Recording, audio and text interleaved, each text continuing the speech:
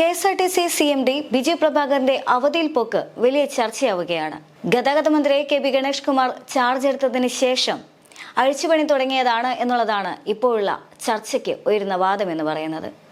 കഴിഞ്ഞ കുറച്ച് നാളുകളായിട്ട് കെ.ബി. ഗണേഷ് കുമാർ മന്ത്രിസ്ഥാനം ഏറ്റെടുത്തതിന് ശേഷം വലിയ രീതിയിലുള്ള വിവാദങ്ങളെല്ലാം തന്നെ ഉണ്ടായിരുന്നു. ഇലക്ട്രിക് ബസ്, അതായത് 10 രൂപ ബസ്സുമായി ബന്ധപ്പെട്ടുകൊണ്ടായിരുന്നു വലിയ രീതിയിലുള്ള വിവാദങ്ങളെല്ലാം തന്നെ നിറഞ്ഞു നിന്നിട്ടുണ്ടായിരുന്നത്. എന്ന് തന്നെയാണെങ്കിലും ഇപ്പോൾ ബിജു പ്രഭാകർ കെ.ബി. ഗണേഷ് കുമാറുമായി വലിയ അഭിപ്രായ ഭിന്നതകൾ ഉണ്ടെന്ന് ചൂണ്ടിക്കാണിച്ചുകൊണ്ടാണ് തനിക്ക് സ്ഥാനം ഒഴിയണം എന്നുള്ള ആവശ്യവുമായി രംഗത്ത് വന്നിട്ടുണ്ടായിരുന്നത്. പക്ഷേ ആ സാഹചര്യത്തിൽ കെ.ബി. ഗണേഷ് കുമാറിന്റെ മറുപടി എന്ന് പറയുന്നത് അത്തരത്തിലുള്ള യാതൊരു തരത്തിലുള്ള അഭിപ്രായ വ്യത്യാസങ്ങളും തങ്ങൾക്ക് ഇടയിലില്ല എന്നുള്ളതായിരുന്നു കെ.ബി. ഗണേഷ് കുമാറിന്റെ വാദം എന്ന് പറയുന്നത്. എന്നാൽ അദ്ദേഹം തന്റെ അവധി ആവശ്യപ്പെട്ടുകൊണ്ട് കത്ത് നൽകിയതിന് ശേഷവും ഇത്രയും ദിവസങ്ങളായിട്ട്, ഇത്ര സമയമായിട്ടും യാതൊരു തരത്തിലുള്ള നടപടികളും ഉണ്ടാകാത്തതിനെ തുടർന്നാണ് ഇപ്പോൾ വളരെ പേഴ്സണൽ കാര്യങ്ങളാണ്, വ്യക്തിപരമായ കുറച്ച് തിരക്കുകളുണ്ട് എന്നെല്ലാം ചൂണ്ടിക്കാണിച്ചുകൊണ്ട് അദ്ദേഹം ഇപ്പോൾ അവധിയിൽ പ്രവേശിച്ചിരിക്കുന്നത്. എന്തു തന്നെയാണെങ്കിലും കെ.ബി. ഗണേഷ് കുമാർ മന്ത്രിസ്ഥാനം ഏറ്റെടുക്കുന്ന സാഹചര്യത്തിൽ വലിയ രീതിയിലുള്ള പ്രതീക്ഷകളുണ്ടായിരുന്നു. ഒരു കൂട്ടം വിഭാഗക്കാർക്കെങ്കിലും വലിയ രീതിയിലുള്ള പ്രതീക്ഷകളുണ്ടായിരുന്നു. കാരണം അതിന് പണ്ടേ ഗതാഗത മന്ത്രി സ്ഥാനത്തിരുന്നു കൊണ്ട് തന്റെ കഴിവ് തെളിയിച്ച വ്യക്തിയാണ് കെ.ബി. ഗണേഷ് കുമാർ എന്ന് പറയുന്ന വ്യക്തി. ഇന്ന് ഇപ്പോൾ കെഎസ്ആർടിസി വലിയ രീതിയിൽ നഷ്ടത്തിൽ ഓടിക്കൊണ്ടിരിക്കുന്ന സാഹചര്യമാണ്. നഷ്ടത്തിലേക്ക് കൂപ്പുകുത്തിക്കൊണ്ടിരിക്കുകയാണ്. പിടിച്ച് കരകയറ്റാനായിട്ട് ആന്റണി രാജു തന്റെ കഴിവിന്റെ പരമാവധി ശ്രമിച്ചുവെങ്കിലും യാതൊരു തരത്തിലും അതിന് നേട്ടമുണ്ടായിരുന്നില്ല എന്നുള്ളതാണ് വസ്തുത. ആ സാഹചര്യത്തിലാണ് പുതിയ മന്ത്രിയായിട്ട് കെ.ബി. ഗണേഷ് കുമാർ അരങ്ങേറ്റം ചെയ്യുന്നത്. ഈ സാഹചര്യത്തിൽ അദ്ദേഹം മുൻപേ തന്നെ അദ്ദേഹത്തിന്റെ പ്രാവീണ്യം തെളിയിച്ച സാഹചര്യത്തിൽ അദ്ദേഹം വന്ന മുതൽ തന്നെ തുടങ്ങിയതാണ് ഈ അഴിച്ചുപണികളെല്ലാം തന്നെ. അതുകൊണ്ട് തന്നെ ആദ്യം അദ്ദേഹം തീരുമാനമെടുത്തിട്ടുണ്ടായിരുന്നത് ഇലക്ട്രിക് ബസ്സുകൾ വലിയ ലാഭത്തിലൊന്നുമല്ല. അതുകൊണ്ട് തന്നെ ആ ബസ്സുകളുടെ സർവീസ് അല്ലെങ്കിൽ ആ ബസ്സുകളുടെ കാര്യത്തിൽ അല്പം പുനർചിന്തനം ആവശ്യമാണെന്നുള്ളതാണ്. സർവീസ് നടത്തണമെന്ന് അദ്ദേഹം പറഞ്ഞിട്ടില്ല. അതുപോലെ തന്നെ 10 രൂപ ബസ് എന്ന് പറയുന്നത് ലാഭകരമല്ല.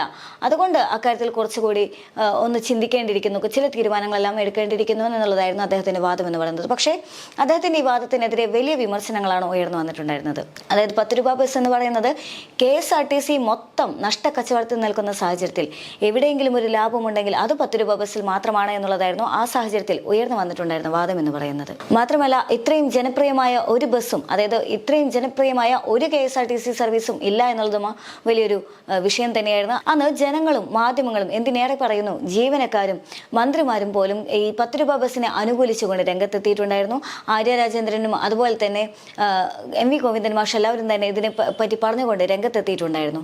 അതായത് വലിയ തിരിച്ചടിയായിരുന്നു കെ.ബി. ഗണേഷ് കുമാറിന്റെ ഈ നയങ്ങൾ. അതായത് വലിയൊരു ആദ്യമായി തുടങ്ങിയ വലിയൊരു പരീക്ഷണം അല്ലെങ്കിൽ ഒരു അഴിച്ചുപണി എന്ന നിലയിൽ അദ്ദേഹത്തിന് നേരിടേണ്ടി വന്നത് വലിയ രീതിയിലുള്ള വിമർശനങ്ങൾ തന്നെയായിരുന്നു. പക്ഷേ ആ വിമർശനങ്ങളോട് അദ്ദേഹം പ്രതികരിച്ചിട്ടുണ്ടായിരുന്നത് താൻ ഇനി ഒന്നിനുമില്ല, താൻ ഇതിനൊന്നും പറയുന്നില്ല എന്നുള്ള രീതിയിലായിരുന്നു. അതായത് എന്തായാലും പറയാനുള്ളതെല്ലാം താൻ പറഞ്ഞു കഴിഞ്ഞു.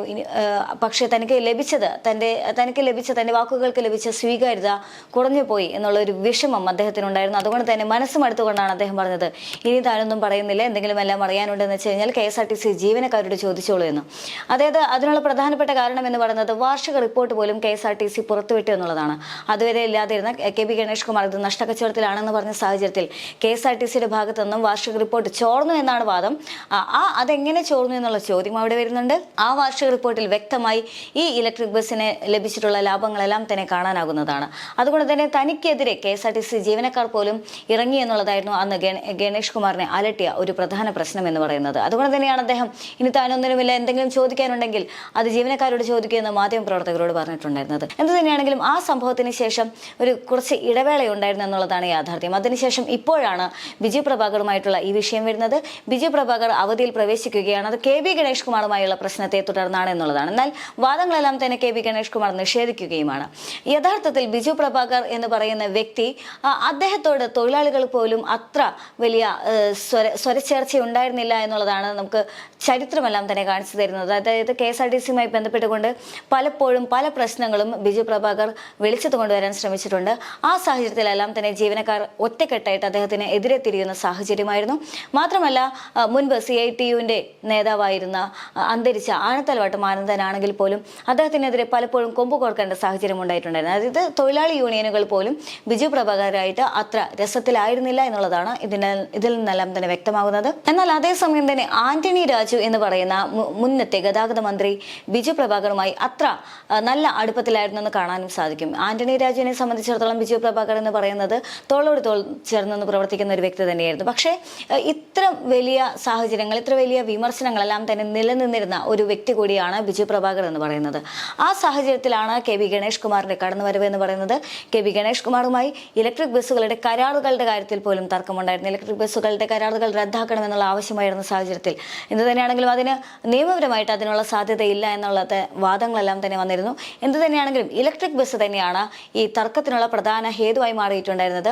ആ ഇലക്ട്രിക് ബസ്സിനെ തുടർന്നാണ് ബിജു പ്രഭാകരും കെ.ബി. ഗണേഷ് കുമാറും തമ്മിലുള്ള ഒരു പോരാട്ടം ആരംഭിക്കുന്നത് എന്നുള്ളതാണ് നിലവിൽ പുറത്തു വരുന്ന വിവരങ്ങൾ എന്ന് വേണം പറയാനായിട്ട്. വ്യക്തമായ വിവരങ്ങളൊന്നും തന്നെ ഇപ്പോഴും ലഭ്യമല്ല എന്നുള്ളതാണ് മറ്റൊരു യാഥാർത്ഥ്യം എന്ന് പറയുന്നത്. കാരണം ബിജു പ്രഭാകർ പറയുന്നതൊന്നും തന്നെ അംഗീകരിക്കാൻ കെ.ബി. ഗണേഷ് കുമാർ തയ്യാറാക്കുന്നില്ല. മാത്രമല്ല ബിജു പ്രഭാകറിന്റെ അവധിയിൽ പോക്ക് പോലും അല്ലെങ്കിൽ അദ്ദേഹത്തിന്റെ സ്ഥാനമൊഴിയിൽ പോലും അംഗീകരിക്കാനായിട്ട് തയ്യാറാകാത്ത സാഹചര്യത്തിലാണ് ഇത്തരത്തിലുള്ള കഥകളെല്ലാം തന്നെ പുറത്തു വരുന്നത്. എന്ത് തന്നെയാണെങ്കിലും KSRTCയിൽ കെ.ബി. ഗണേഷ് കുമാർ അഴിച്ചുപണി തുടങ്ങിയെന്ന് വേണം കരുതാനായിട്ട് എന്നുള്ളതാണ് ഇക്കാര്യങ്ങളെല്ലാം തന്നെ സൂചിപ്പിക്കുന്നത്. ഈ മാസം 17 വരെയാണ് അദ്ദേഹം അവധിയെടുക്കുന്നത്. KSRTC CMD സ്ഥാനത്ത് നിന്ന് ഒഴിവാക്കണമെന്ന് ആവശ്യപ്പെട്ട് അദ്ദേഹം ചീഫ് സെക്രട്ടറിക്ക് കത്ത് നൽകിയതിന് പിന്നാലെയാണ് ഇപ്പോൾ അവധിയിൽ പ്രവേശിക്കുന്നത്. കത്തിൽ തുടർ നടപടി ഉണ്ടാകാത്ത സാഹചര്യത്തിലാണ് CMD അവധിയിൽ പ്രവേശിച്ചതെന്നാണ് ഇപ്പോൾ ലഭ്യമാകുന്ന വിവരം.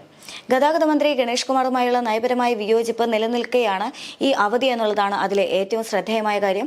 എന്നാൽ ഒഴിച്ചുകൂടാനാകാത്ത വ്യക്തിപരമായ കാരണങ്ങളാണ് അവധി എന്നാണ് അതേസമയം തന്നെ ബിജു പ്രഭാകറിന്റെ വിശദീകരണം എന്ന് പറയുന്നത്. വിദേശത്തായിരുന്ന ബിജു പ്രഭാകർ കഴിഞ്ഞ മാസം 28-ാം തീയതി മടങ്ങിയെത്തിയതിനു ശേഷം ഒരു ദിവസം മാത്രമാണ് KSRTC ഓഫീസിലെത്തിയത്. എന്നാൽ പിന്നീട് KSRTC ഓഫീസിൽ പോവുകയോ ഫയലുകളിൽ തീരുമാനമെടുക്കുകയോ ചെയ്തിട്ടില്ല എന്നുള്ളത് വലിയൊരു വസ്തുതയെ തന്നെ തുടരുന്നുണ്ട്. അതേസമയം തന്നെ ഗതാഗത സെക്രട്ടറി എന്ന നിലയിൽ സെക്രട്ടേറിയറ്റിലെ ഓഫീസിൽ ജോലിക്ക് എത്തുകയും ചെയ്യുന്നുണ്ട്. CMD സ്ഥാനത്തിന് പുറമെ ഗതാഗത സെക്രട്ടറിയുടെ ചുമതലയും ഒഴിയാൻ അദ്ദേഹം സന്നദ്ധത അറിയിച്ചതായാണ് ഇപ്പോൾ ലഭ്യമാകുന്ന വിവരം. ഇലക്ട്രിക് ബസ് ലാഭകരമല്ല എന്നും ഇനി വാങ്ങില്ലെന്നുമുള്ള കെ.ബി. ഗണേഷ് കുമാറിന്റെ പ്രസ്താവനയാണ് വലിയ രീതിയിൽ വിവാദമായിട്ടുണ്ടായിരുന്നത്. KSRTCയിലെ നയപരമായ തീരുമാനങ്ങളിൽ ഉൾപ്പെടെ ഗണേഷ് കുമാർ ഏകപക്ഷീയമായ ഇടപെടൽ നടത്തുന്നുവെന്ന ആരോപണവും ഇതിനു പിന്നാലെ ഉയർന്നു വന്നിട്ടുണ്ടായിരുന്നു. ഗണേഷ് കുമാർ മന്ത്രിയായി ചുമതലയേറ്റതിന് പിന്നാലെ തന്നെ ബിജു പ്രഭാകർ സ്ഥാനമൊഴിയുമെന്ന അഭ്യൂഹവും ശക്തമായിരുന്നു. ഇതിനിടെയാണ് സ്ഥാനമൊഴിയാൻ ചീഫ് സെക്രട്ടറിക്ക് കത്ത് നൽകിയത്. ഇലക്ട്രിക് ബസ് സർവീസുമായി ബന്ധപ്പെട്ട റിപ്പോർട്ട് മന്ത്രിക്ക് ലഭിക്കുന്നതിന് മുൻപേ തന്നെ മാധ്യമങ്ങൾ ഉൾപ്പെടെ ലഭിച്ചുവെന്ന പരാതിയും ഉയർന്നു വന്നിരുന്നു. സ്ഥാനമൊഴിയുന്നത് സംബന്ധിച്ചുള്ള കത്ത് എന്തുതന്നെയാണെങ്കിലും മുഖ്യമന്ത്രിയുടെ പരിഗണനയിലാണെന്നാണ് ഇപ്പോൾ ലഭ്യമാകുന്ന വിവരം. ഇത് സംബന്ധിച്ച അന്തിമ തീരുമാനം ഇതുവരെയും എടുത്തിട്ടില്ല. ഇലക്ട്രിക് ബസ്സുകളുടെ വരവ് ചെലവ് കണക്കുകൾ സംബന്ധിച്ച റിപ്പോർട്ടുകൾ മാധ്യമങ്ങൾക്ക് ലഭിച്ചതിൽ കെ.ബി. ഗണേഷ് കുമാർ ഉദ്യോഗസ്ഥരെ ശകാരിച്ചിട്ടുണ്ടായിരുന്നു. വാർഷിക കണക്ക് ചോർന്നതിൽ ഗതാഗത മന്ത്രി വിശദീകരണം തേടിയിരുന്നു. വാങ്ങിയ വിലയും കിട്ടുന്ന കളക്ഷനും തട്ടിച്ചു നോക്കുമ്പോൾ ഇലക്ട്രിക് ബസ്സുകൾക്ക് ലാഭകരമല്ല എന്നായിരുന്നു കെ.ബി. ഗണേഷ് കുമാറിന്റെ പക്ഷം. ഈ നിലയിൽ തുടരേണ്ടതില്ല എന്ന അഭിപ്രായം കൂടി പങ്കുവച്ചതോടെ എതിർപ്പും ശക്തമായി. ഈ പശ്ചാത്തലത്തിലാണ് കൃത്യമായ കണക്കുകൾ നൽകാൻ KSRTC CMD മന്ത്രി നിർദ്ദേശം നൽകിയത്. ബിജു പ്രഭാകർ അന്നേരം വിദേശത്ത് ആയിരുന്നതിനാൽ ജോയിന്റ് MD പ്രമോദ് ശങ്കറാണ് മന്ത്രിക്ക് റിപ്പോർട്ട് കൈമാറിയത്. യഥാർത്ഥത്തിൽ അന്നേരത്തെ കെ.ബി. ഗണേഷ് കുമാറിന്റെ വാദങ്ങളിൽ ചില പാളിച്ചകൾ സംഭവിച്ചിട്ടുണ്ടായിരുന്നു. അതിൽ പ്രധാനപ്പെട്ടത് എന്ന് പറയുന്നത് അദ്ദേഹം ആ ബസ്സുകൾ വാങ്ങിയ വിലയും അതുപോലെ തന്നെ ലാഭവും, അതായത് വരുമാനവും വെച്ച് തട്ടിച്ചു നോക്കുന്ന സാഹചര്യത്തിൽ ലാഭകരമല്ല എന്നുള്ളതായിരുന്നു അദ്ദേഹത്തിന്റെ വാദം എന്ന് പറയുന്നത്. പക്ഷേ ബസ്സുകൾ വാങ്ങാനായിട്ട് KSRTCക്ക് നയാ പൈസ പോലും ചെലവായിട്ടില്ല എന്നുള്ളതാണ് പിന്നീട് പുറത്തു വന്ന കണക്കുകൾ. കാരണം ഇലക്ട്രിക് ബസ്സുകൾ എന്ന് പറയുന്നത് അത് കേന്ദ്ര സർക്കാരുമായി ബന്ധപ്പെട്ട പദ്ധതിയാണ് എന്നുള്ളതാണ്. അതുകൊണ്ട് തന്നെ ഒരു വിഹിതം കേന്ദ്ര സർക്കാരിൽ നിന്നാണ് ലഭിക്കുന്നത്, മറ്റൊരു വിഹിതം എന്ന് പറയുന്നത് അതും KSRTCയിൽ നിന്നുമല്ല. അതുകൊണ്ട് തന്നെ KSRTCക്ക് യാതൊരു തരത്തിലുള്ള നഷ്ടവും വരുന്നില്ല എന്നുള്ളതായിരുന്നു അന്നേരം ഉയർന്നു വന്നിട്ടുള്ള വാദങ്ങൾ. അതോടെ കെ.ബി. ഗണേഷ് കുമാറിന്റെ പുതിയ അടവുകളെല്ലാം തന്നെ പാളിപ്പോയി എന്നുള്ളതാണ്. അത്തരത്തിലുള്ള വിമർശനങ്ങളാണ് അന്ന് അദ്ദേഹത്തിന് നേരിടേണ്ടി വന്നിട്ടുള്ളത്. കെ.ബി. ഗണേഷ് കുമാർ മന്ത്രിയെ ചാർജ് എടുത്തതിന് ശേഷം വലിയ രീതിയിലുള്ള അഴിച്ചുപണി ഓരോ മേഖലകളിലും നടന്നിട്ടുണ്ടായിരുന്നു. ആ സാഹചര്യത്തിൽ KSRTCയിലും സ്വാഭാവികമായി, കാരണം KSRTC സംബന്ധിച്ചിടത്തോളം വലിയ രീതിയിൽ സാമ്പത്തിക പ്രതിസന്ധി അനുഭവിക്കുന്ന സാഹചര്യത്തിൽ സ്വാഭാവികമായ ഒരു അഴിച്ചുപണി ഇവരും പ്രതീക്ഷിക്കുന്നത് തന്നെയാണ്. എന്ത് തന്നെയാണെങ്കിലും കെ.ബി. ഗണേഷ് കുമാർ തോറ്റുമടങ്ങുന്ന സാഹചര്യവുമല്ല. എന്നാൽ അതേസമയം തന്നെ ബിജു പ്രഭാകറിന്റെ സ്ഥാനമൊഴിയൽ അഥവാ അദ്ദേഹം സ്ഥാനമൊഴിയണമെന്നുള്ള അദ്ദേഹത്തിന്റെ ആവശ്യവും അദ്ദേഹത്തിന്റെ ഈ അവധിയിൽ പോക്കും എല്ലാം തന്നെ ചർച്ചയാകുന്നതും അത് ചിലർക്കെങ്കിലും ആശ്വാസമാകുകയും ചെയ്യുന്നുണ്ട് എന്നുള്ളതാണ് മറ്റൊരു പ്രധാനപ്പെട്ട വസ്തുത. അതുകൊണ്ട് തന്നെയാണ് ജീവനക്കാർക്ക് ആശ്വാസമാകുന്നത്. ബിജു പ്രഭാകറുമായിട്ട് ജീവനക്കാർക്ക് അത്ര നല്ല സ്വരചേർച്ചയിലല്ല എന്നുള്ളതാണ് അതിന്റെ ഏറ്റവും പ്രധാനപ്പെട്ട കാര്യം. മറ്റൊരു കാര്യം എന്ന് പറയുന്നത് അദ്ദേഹത്തിനെതിരെ ചിലരെങ്കിലും മുന്നോട്ട് മുന്നോട്ട് വരാനുള്ള പ്രധാനപ്പെട്ട കാരണം റോബിൻ ബസുമായി ബന്ധപ്പെട്ടതാണ്. റോബിൻ ഗിരീഷ് അദ്ദേഹത്തിന് എതിരെ കോടതിയിൽ പോലും പോകേണ്ട സാഹചര്യം ഉണ്ടായിരുന്നു. അദ്ദേഹത്തിനെതിരെ വാദങ്ങൾ ഉന്നയിച്ചിട്ടുണ്ടായിരുന്നു കോടതിയിൽ പോലും. അതായത് MVD റോബിൻ ബസിനെതിരെ തിരിയുന്നതിനുള്ള പ്രധാനപ്പെട്ട കാരണം അത് ബിജു പ്രഭാകർ ആണെന്നുള്ള വാദങ്ങളെല്ലാം തന്നെ ഉയർന്നു വന്നിട്ടുണ്ടായിരുന്നു. അപ്പോൾ വലിയ രീതിയിൽ അദ്ദേഹത്തിന് എതിരെ ഒരുപാട് ആളുകൾ രംഗത്തുണ്ട്. അതുകൊണ്ട് തന്നെ അദ്ദേഹത്തിന്റെ ഈ അവധിയിൽ പോക്കാണെങ്കിലും അദ്ദേഹത്തിന്റെ സ്ഥാനമൊഴിയിലാണെങ്കിലും ആഘോഷിക്കപ്പെടുന്നുണ്ട്. ചിലർക്കെങ്കിലും അത് ആശ്വാസമാകുന്നുണ്ടെന്നുള്ളതാണ് മറ്റൊരു വസ്തുത. എന്ത് തന്നെയാണെങ്കിലും KV ഗണേഷ് കുമാർ വെട്ടിത്തെളിച്ചുകൊണ്ട് തന്നെ മുന്നോട്ട് പോവുകയാണ് എന്നുള്ളതാണ് ഈ വാർത്തകളിൽ നിന്നെല്ലാം തന്നെ മനസ്സിലാക്കേണ്ടത്.